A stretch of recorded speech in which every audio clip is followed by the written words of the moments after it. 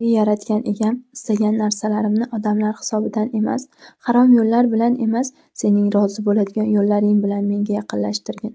Agar biror narsa menga tortilsa, u halol bo'lsin. Agar biror imkon kelsa, unda sen bo'lgin. Pul meni boshqarmasin. Men pulni boshqaraman deb ham kibr qilmayman. Men faqat ishonch bilan ishlayman. Natijani esa senga topshiraman. Menga shunday rizq berki, uyimda tinchlik bo'lsin, farzandlarim xavfsiz bo'lsin, qalbimda doimo shukr bo'lsin, sadaqa qilishga doimo qo'lim ochiq bo'lsin. Eng ishonchli zot, agar bugun kam bo'lsa, meni umidsiz qilib qo'ymagin. Agar ertaga ko'p bo'lsa, meni unutuvchi qilma. Pul kelsa ham, ketganda ham qalbim senga doim bog'liq bo'lsin. Chunki bilaman, rizqim manbai ish emas, odamlar emas, vaziyat ham emas. Rizq manbai sensan, Allohim, va men senga ishondim. Bu menga yetadi, Allohim.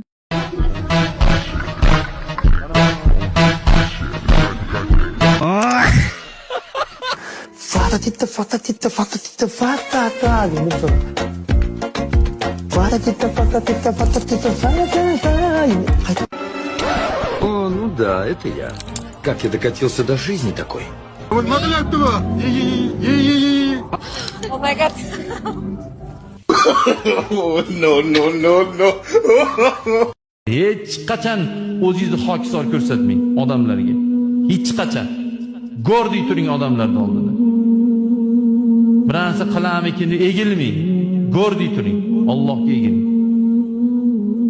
Nolingizni Allohga ayting. Kamchiligingizni Allohga ayting. Bandaga tishingizni oqini ko'rsatmang. Din mashi bo'ladi. O Hazrat Umar nimaga bittasi hassalarda go'dasi urumdek turib, normalniy to'g'ri yur deganlar. Nimaga sen unaqa qilib dinda musulmonchilikni xor qilib ko'rsatyapsan deganlar. Tavozelikchi jasadda bo'lmaydi. Tik yuring. Xo'roz yuring. Qalta bo'ladi bu. Kamtarlik qalta bo'ladi.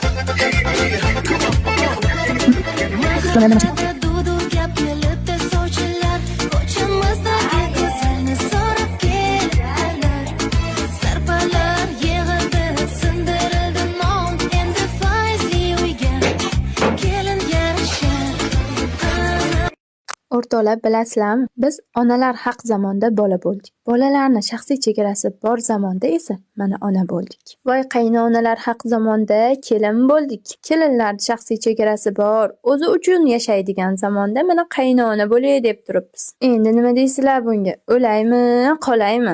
Akalar qaranglar, eshitinglar, zo'rdan keldi.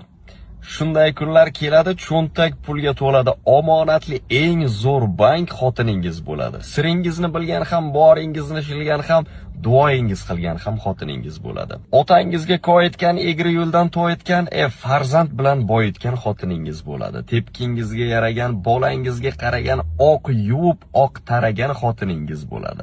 To'lagansiz mahrini keltirsangiz qahrini, yomon sochar zahrini xotiningiz bo'ladi. Chidaydi shapaloqqa mush tegsa ham qovoqqa, lag'mon osar quloqqa xotiningiz bo'ladi. Keldi dunyoga turfa xotin urar toifa, qo'l ko'tarmang, zaifa xotiningiz bo'ladi. Qaynonaga qayragan, ichidan yayragan, ertalabdan sayragan xotiningiz bo'ladi. Aytib kami ko'stingiz, shilib olar postingiz, haqiqiy chin do'stingiz. Qaynona qaynota bilan yashash bu eng zo'r hayot. Eng zo'r hayot. Buni bilmayman kim qanaqa ko'rsatib beryapti. Men har doim aytaman, farzandingiz uchun pul to'lamaydigan eng zo'r soqchi bu qaynonangiz. Eng zo'r nyanka bu qaynonangiz. Sizdan ham zo'r, siz urasiz, siz tepasiz bolangiz, lekin qaynona eng zo'r nyanka siz uchun. Lekin yana o'sha farzandiga nyanka yollagan nimalarni ham bilamiz, fojiali taqdirlarni ham bilamiz. Keyin eng qimmatbaho boylik maskan.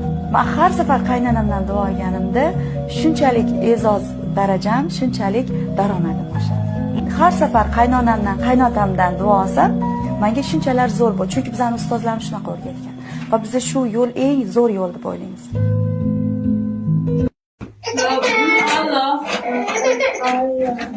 Dinim İslam. Kitabım Kur'an. Peygamberim Resulullah. Dostlarım dört çağırıyorlar. Kelimen aytinchi. La ilahe.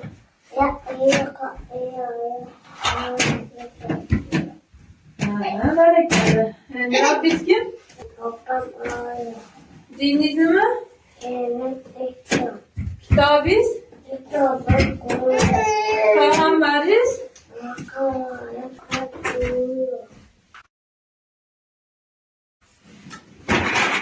Do'stlaringiz? Erkakni boy bo'lishini bittagina siri bor. Balkim bu ko'pchilikka yoqmas, lekin bu haqiqat. Chunki bu narsani men juda ko'p sinaganman va juda ko'p millioner erkaklarda shuni ko'rganman. Bilasizlarmi nima? Boy bo'lish uchun erkak kishi uyidagi ayoliga, oilasiga saxiy bo'lish kerak. Saxiy, ya'ni moddiy tomondan muhabbat, e'tibor, g'amxo'rlik har tomonlama saxiy erkakni ishi yurishadi.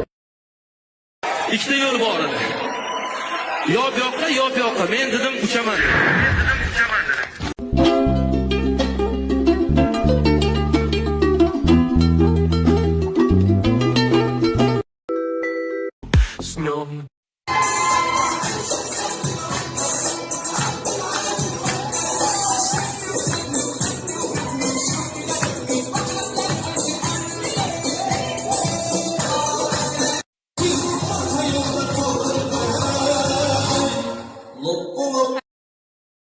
Dad, mana go'zallik qaranglar.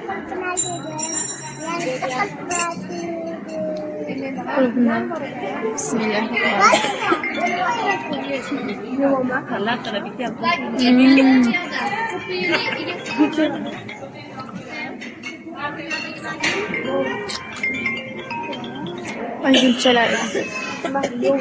Buni tashqarisi emas, ichi ham chiroyli ekan.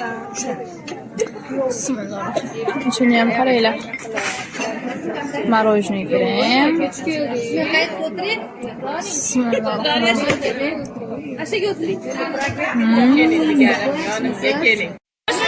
Bularning yomonligini ko'ringlar. Men siz maslahatlashib o'tirishibdi. O'rtoqlar, yaqin orada Mubin Shop, ya'ni Mubin opam va Mayram Collection, Mayram pam bilan birgalikda sizlarga yangilik tayyorlayapmiz. Kutib turinglar. Yangilikni bombasi bo'ladi, xudo xolasa. Xayrli kech o'rtoqlar, yaxshimisizlar? Benazir tadbirkor ayollar klubi haqida sizlarga ozroq ma'lumot bermoqchiman, chunki ko'pchilik so'rabdi, o'zi qanaqa klub. Benazir tadbirkor ayollar klubida hamma yo'nalishda kosmetologchi va hamma yo'nalishda ayollar bor va biz bir oyda bir tug'ilgan kun munosabati bilan yig'ilamiz, lekin u yerda bir-birimiz bilan fikr almashamiz, networking bo'ladi, bir-birimizni sotuvlarimizni oshirishga yordamlashamiz. Bu yerda klub a'zolarini hammasini o'zini biznesi, o'zini tadbirkorligi bor, balki bitta emas, bir nechtadan Uyingizni ishini yiqiladigan darajada qilsa, kunduzi uxlamasdan tomingiz ustigacha sipirib, hamma ishingizni qilib, osh-ovqatingizni qilib, "Oyijon, mendan rozimisiz?" desa ham, siz hayotda rozi bo'lmaysiz. Chunki siz shunaqa qaynanasiz. Bu eslatib o'taman, hamma qaynanaga tegishli emas. Bu ayrim qaynanalarga tegishli. Iltimos, kelindan kutasiz, talab qilasiz, ozodalikni, saramjonlikni, vaqt kelsa gap so'z chiqmasin, vaqt kelsa uni qilmang, buni qilmang, lekin kasal paytda yoqmaydi. Tan oling, kasal paytda yoqmaydi. O'g'lingiz puli ketmasin deb darrov ota-onasiga jo'natasiz. Nimaga siz undan kelindan talab qilayotgan narsani o'zingizdan ham talab qilmaysiz? Men ham onadek qabul qilsin, men ham uni bag'rimga bosing, keyin bunda yaqinroq keyin bolam bunaqa qiling deyishni o'rniga siz vaqt kelsa o'zingizni hayotingiz bilan solishtirasiz. Bizda unaqa bo'lgan, sizlarda bunaqa. Bizda bunaqa bo'lib kechirasiz. Sizni shunaqa bo'ladigan paytingiz, o'sha davringiz, o'sha hayotingiz hammasi Alloh tomonidan belgilab qo'yilgan taqdiringiz. Uni shu paytda tug'ilishi va shu hayotga to'g'ri kelishi bu ham Alloh tomonidan berilgan taqdiri. O'zingizni solishtirmang. O'zingizni kelinni hayoti bilan solishtirmang. U ham o'zining hayotini yashasin. Agar nimadirdan ko'nglingiz to'lmayotgan bo'lsa, sekin olib bolam, iltimos qizim, jon bolam, mana shuni shunaqa qilib qo'ying deb chiroyli tushuntiring. Ikki og'iz so'z bilan bo'ldi. Unga shuni o'zi yetadi.